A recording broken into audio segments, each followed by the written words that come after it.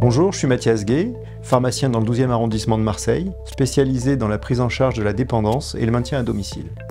Nous sommes aujourd'hui à la résidence Domitis Labadiane dans le 3e arrondissement de Marseille.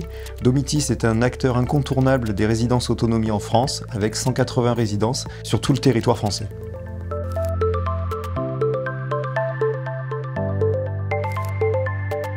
Selon la définition de l'OMS, la douleur est une expérience sensorielle et émotionnelle désagréable en réponse à une atteinte tissulaire réelle ou potentielle ou décrite en ces termes.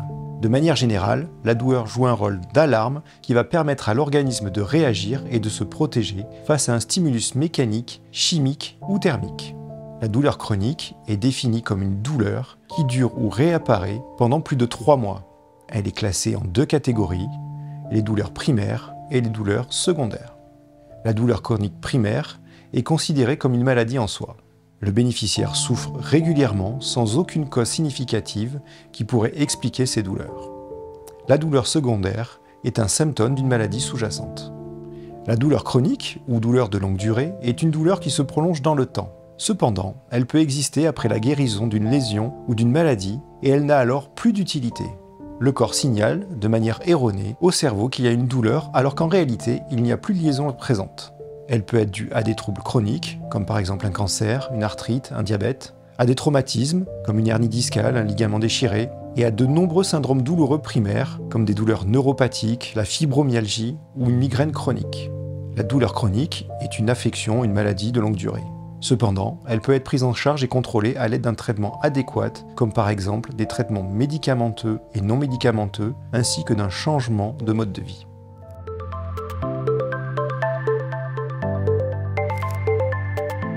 La douleur chronique peut être causée par de nombreux facteurs. Les affections associées au vieillissement normal touchent souvent les os et les articulations, provoquant une douleur chronique, comme par exemple l'arthrose. D'autres causes fréquentes sont des lésions nerveuses. De plus, certains types de douleurs chroniques peuvent avoir des causes multiples. Les lombalgies, par exemple, peuvent être provoquées par plusieurs facteurs. Une blessure, une mauvaise posture, des mouvements inadéquats pour soulever ou porter de lourds objets, être en surpoids, avoir une prédisposition génétique comme une courbure de la colonne vertébrale, dormir sur un mauvais matelas et ou un vieillissement normal de la colonne vertébrale. De nombreuses maladies ou affections chroniques peuvent également provoquer une douleur chronique. On peut citer la polyarthrite rhumatoïde, le diabète, le cancer, la sclérose en plaques, la fibromyalgie, le zona ou encore le sida qui peuvent provoquer ces douleurs neuropathiques. Cependant, dans de nombreux cas, l'origine de la douleur chronique peut être un problème très complexe. De plus, alors qu'elle a débuté par une lésion ou une maladie, la douleur chronique peut revêtir une dimension psychologique même après la guérison du problème physique.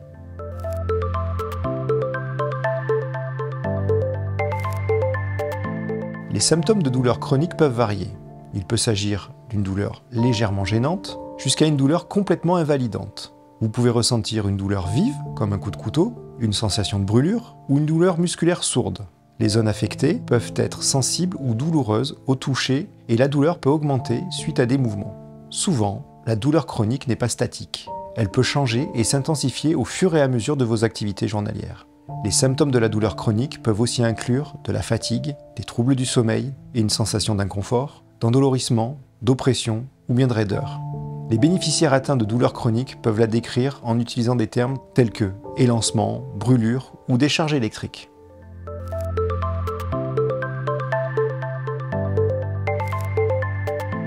Si une douleur est présente depuis plus de 6 mois, on doit suspecter une douleur chronique et essayer d'en trouver la cause. La cause est souvent difficile à diagnostiquer, pouvant entraîner une prise en charge inadaptée, et ce, pendant de nombreux mois, voire des années.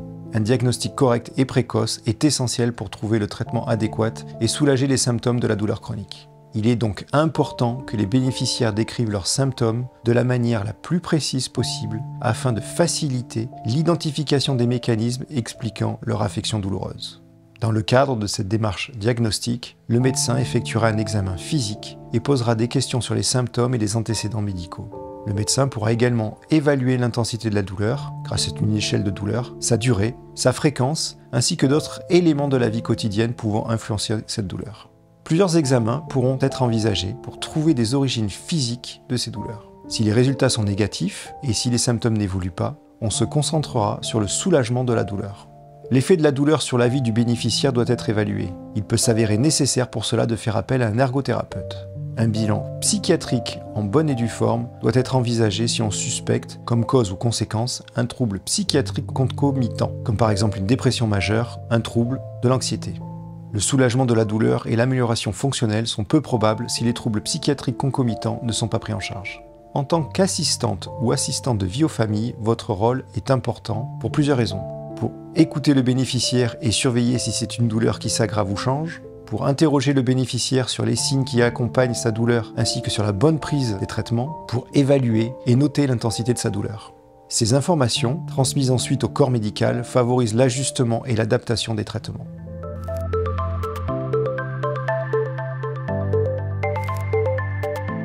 Une thérapie basée sur plusieurs solutions est souvent nécessaire, comme par exemple la prise d'antalgiques, des méthodes physiques, des traitements psychologiques. Quand une douleur s'installe, il faut la prendre en charge le plus tôt possible pour éviter qu'elle ne bascule en douleur chronique.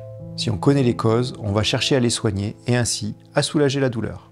Cependant, une fois la douleur chronique établie et persistante, il est souvent nécessaire d'utiliser plusieurs axes de soulagement de la douleur. Des médicaments ou des méthodes physiques peuvent être utilisées. Les thérapies psychologiques et comportementales sont habituellement utiles. Si les bénéficiaires ne répondent pas bien au traitement instauré par leur médecin, il sera parfois nécessaire de se diriger vers un centre antidouleur. Parfois, malgré les différents soins, les résultats ne seront pas suffisamment efficaces. Dans ces cas-là, l'objectif est de passer de l'élimination totale de la douleur à la limitation de ses effets et à l'optimisation de la fonction et de la qualité de vie. Parmi les traitements possibles, les médicaments, avec essentiellement des traitements antalgiques, c'est-à-dire des antidouleurs, plus ou moins puissants. Un bénéficiaire qui souffre peut avoir le réflexe de surconsommer ses traitements ou de mélanger plusieurs médicaments. Il est très important de rester vigilant à la bonne utilisation des médicaments, à la bonne posologie et de faire attention aux associations dangereuses avec d'autres substances, comme l'alcool, des plantes. Les méthodes physiques, avec la kinésithérapie adaptée, des aménagements avec un ergothérapeute, la neurostimulation grâce à un appareil adapté. La neurostimulation est une approche thérapeutique de plus en plus utilisée dans la prise en charge de la douleur chronique. Elle repose sur l'idée que le système nerveux peut être modulé par des impulsions électriques, ce qui permet de réduire l'intensité de la douleur perçue par le bénéficiaire. On peut aussi utiliser des techniques de médecine alternative, l'acupuncture, la méditation, l'ostéopathie. Il existe des thérapies psychologiques et comportementales. Les thérapies comportementales peuvent améliorer l'état fonctionnel du bénéficiaire, même sans nécessairement réduire la douleur. Ces différentes techniques, comme l'hypnose ou la relaxation, vont permettre au bénéficiaire de gérer sa douleur. La thérapie cognitivo-comportementale.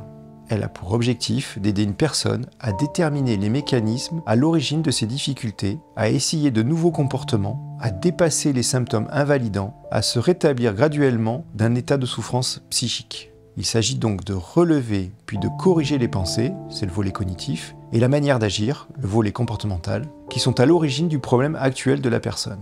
La thérapie cognitivo-comportementale, c'est une sorte d'outil qui aide les gens à mieux comprendre et gérer leurs pensées, leurs émotions et leurs comportements. En gros, elle aide à savoir comment les idées qu'on a dans la tête peuvent influencer ce qu'on ressent et ce qu'on fait. Le but est d'adopter une pensée et un comportement positif. Les programmes de rééducation de la douleur. Les programmes de rééducation de la douleur sont des programmes multidisciplinaires pour les bénéficiaires souffrant de douleurs chroniques. Ces programmes comprennent l'éducation du bénéficiaire, la thérapie cognitivo-comportementale, la kinésithérapie, la simplification du traitement médicamenteux et parfois la désintoxication et la diminution des antalgiques. Ils se concentrent sur rétablir la fonction, améliorer la qualité de vie, aider les bénéficiaires à contrôler leur propre vie malgré la douleur chronique.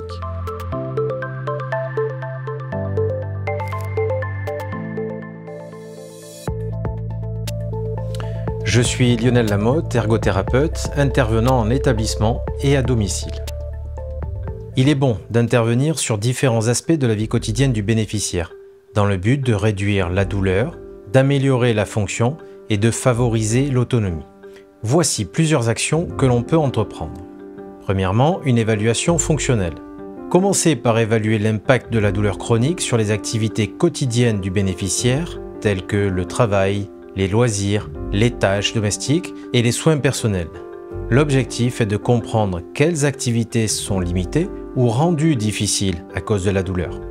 Deuxièmement, l'adaptation des activités et des environnements. Adapter les tâches quotidiennes pour les rendre plus accessibles. Par exemple, on peut proposer des aides techniques, des outils ergonomiques ou modifier la manière dont une activité est réalisée. Par exemple, en enseignant des techniques pour éviter les postures douloureuses. Troisièmement, l'enseignement de stratégies de gestion de la douleur. Pour cela, il faut se rapprocher d'un professionnel paramédical qui peut enseigner des techniques permettant de mieux gérer la douleur, comme la relaxation, la respiration profonde et la gestion du stress. Ces stratégies peuvent être intégrées dans les activités quotidiennes pour aider à réduire la perception de la douleur. Quatrièmement, des exercices de renforcement et de mobilité. On peut proposer des exercices spécifiques pour améliorer la force musculaire et la flexibilité en veillant à ne pas aggraver la douleur. Ces exercices peuvent contribuer à améliorer la posture, la mobilité et la stabilité et ainsi réduire la douleur. Cinquièmement, l'optimisation de la posture et des gestes. On peut aider à corriger les mauvaises postures et les gestes répétitifs qui contribuent à l'aggravation de la douleur chronique. Un professionnel paramédical peut aussi enseigner des méthodes pour éviter les tensions inutiles, comme l'utilisation d'appareils de soutien ou l'adoption de techniques de levée appropriées. Sixièmement, l'éducation et l'empowerment du bénéficiaire. L'équipe médicale et paramédicale peut fournir des informations sur la douleur chronique, ses mécanismes et les différentes façons de la gérer. Cela aide le bénéficiaire à mieux comprendre sa condition et à devenir plus autonome dans la gestion de la douleur. Septièmement, le soutien psychosocial et motivationnel. La douleur chronique peut affecter l'état émotionnel et psychologique du bénéficiaire. Il est bon de lui apporter un soutien psychologique en encourageant la participation à des activités valorisantes, en renforçant la motivation et en aidant le bénéficiaire à maintenir un équilibre entre les efforts physiques et les périodes de repos. En résumé, nous pouvons aider le bénéficiaire à gérer la douleur chronique en travaillant sur l'adaptation des tâches quotidiennes, en proposant des stratégies pour minimiser la douleur et en favorisant la réadaptation fonctionnelle du bénéficiaire dans son environnement.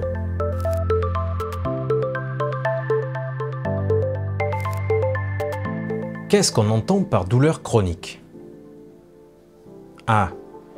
Une douleur qui dure moins de 3 mois. B. Une douleur persistante pendant plus de 3 à 6 mois. C. Une douleur qui disparaît après un traitement immédiat. D. Une douleur qui survient uniquement après un traumatisme.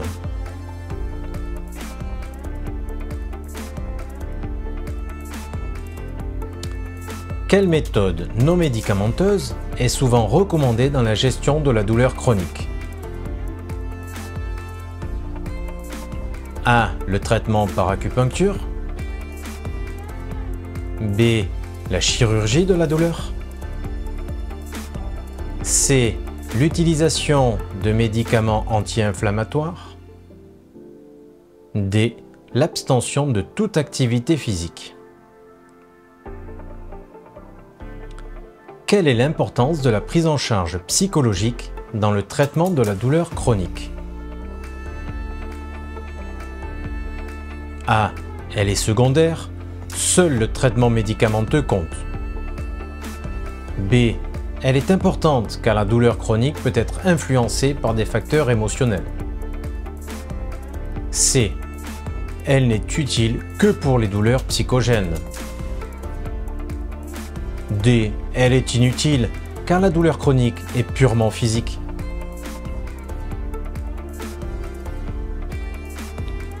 Quelle est la principale approche de la médecine fonctionnelle dans le traitement de la douleur chronique? A. L'utilisation exclusive de médicaments. B. La réduction du stress et de l'anxiété. C. La chirurgie pour réparer les lésions.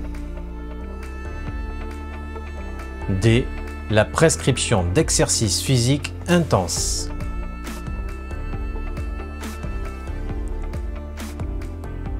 Quel est l'impact des exercices physiques dans la gestion de la douleur chronique?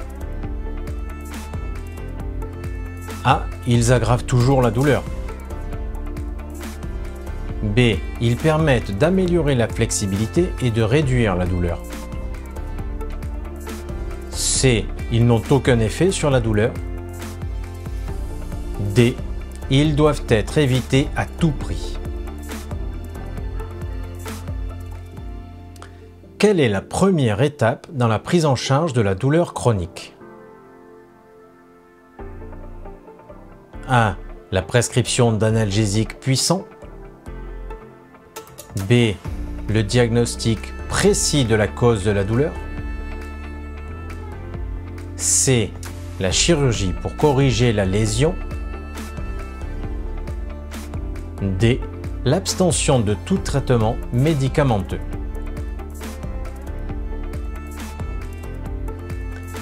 Quelle est la place de la médecine douce dans la gestion de la douleur chronique? Elle peut compléter les traitements médicamenteux conventionnels en réduisant le stress et l'anxiété. B. Elle doit être préférée aux traitements conventionnels. C. Elle ne joue aucun rôle dans la prise en charge de la douleur.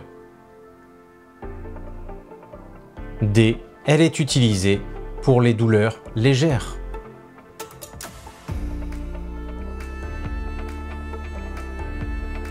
Quelle est la durée typique de la douleur considérée comme chronique? Moins de 1 mois? Plus de 6 mois? Plus de 1 an? Moins de 3 mois. Parmi ces pathologies, laquelle peut entraîner des douleurs chroniques? A. La polyarthrite rhumatoïde. B. Une entorse. C. Une rage de dents. Vrai ou faux? Une douleur chronique est constante tout au long de la journée. Une douleur chronique est toujours invalidante. Les causes d'une douleur chronique peuvent être inconnues. Un diagnostic précoce permet une meilleure prise en charge. Vrai ou faux? On guérit d'une douleur chronique en 1 semaine en prenant le traitement adapté. Le seul traitement efficace est la prise en charge d'antalgiques puissants. Il est très important de rester vigilant à la bonne utilisation des médicaments. Il existe des techniques de médecine alternative qui peuvent être très efficaces. Vrai ou faux? Les douleurs chroniques sont toujours dues à une lésion organique. Il faut souvent faire appel à plusieurs types de traitements. Des éléments de la vie quotidienne peuvent influencer la manifestation des douleurs chroniques.